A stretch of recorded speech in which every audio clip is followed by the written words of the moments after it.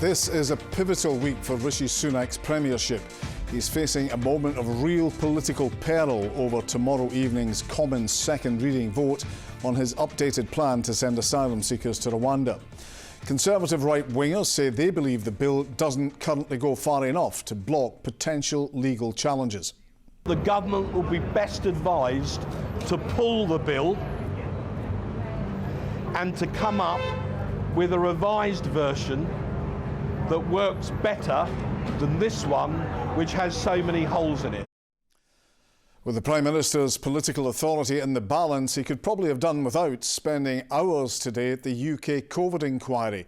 But that's where he was, defending his record as Chancellor during the pandemic. Under cross-examination, he rejected claims that health chiefs didn't have the chance to raise concerns about his controversial Eat Out to Help Out scheme. Hospitality had been deemed to be safe to reopen with a considerable, as I said, hundreds of pages of guidance.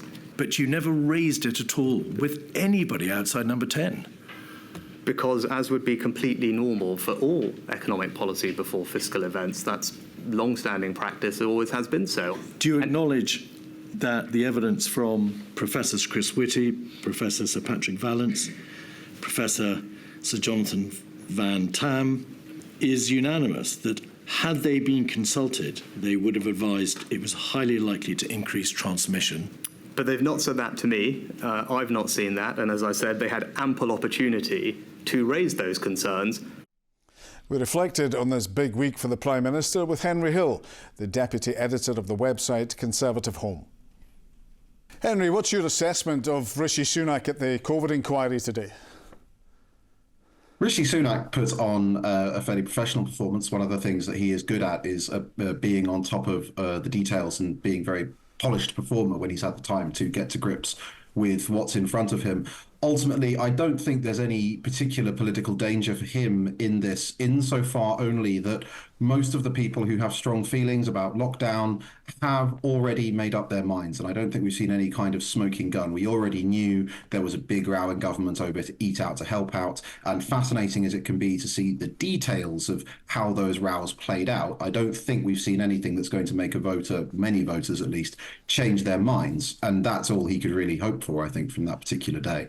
The start of what's going to be a very busy week for Rishi Sunak, a vote on Rwanda tomorrow. What are you expecting from that?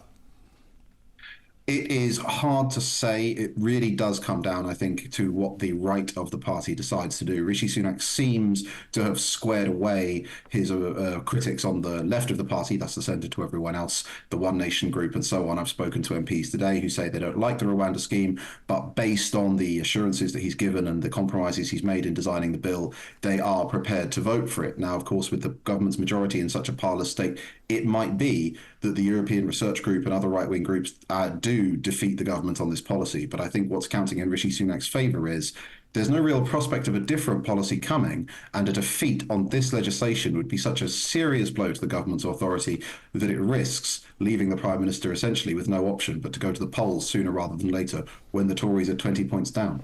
And it seems to be rather complicated about who's actually opposed to it, especially from the right of the party. There seem to be so many different groups. Is it possible to gauge? Could there be some confusion that might indeed cause an upset?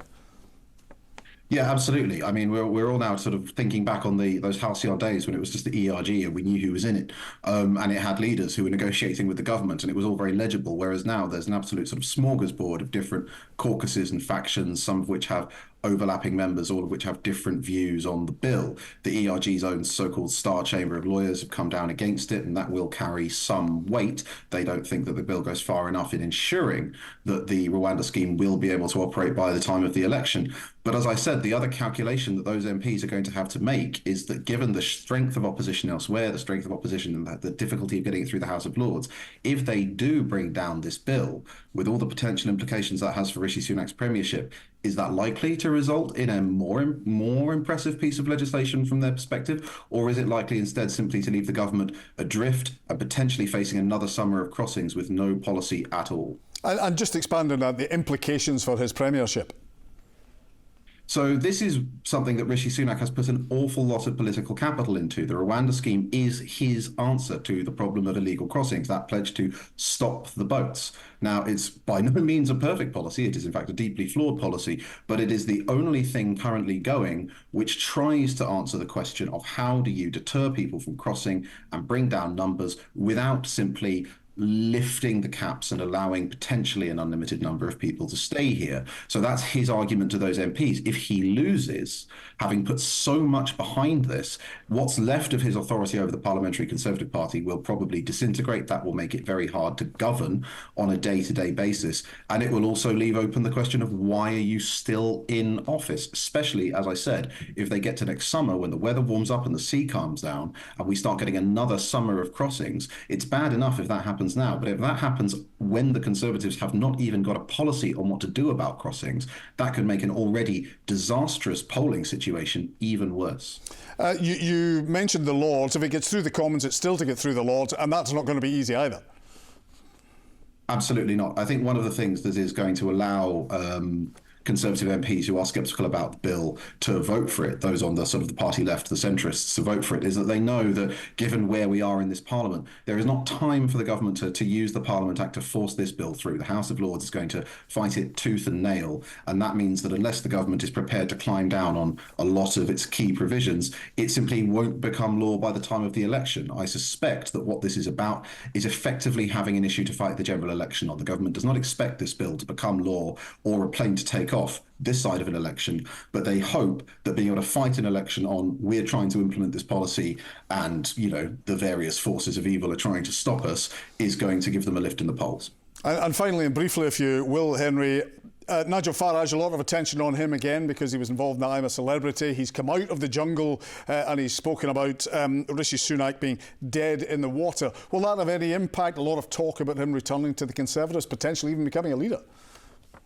I mean, his returning to the Conservatives would be a turn up for the books. I don't think it'd be in the interest of any Conservative leader to ever let him rejoin, simply because, as you say, he would then always be there as the prince over the water. I think the much bigger question for the Conservatives is, does he come back and run either as Reform UK or another party? Because that's the thing that could turn what is already promising to be a very painful general election into an absolute rout, is if you've got a party led by Nigel Farage with that name recognition and that charisma that he undoubtedly has, taking even just a few thousand more votes off the Conservatives in key marginals.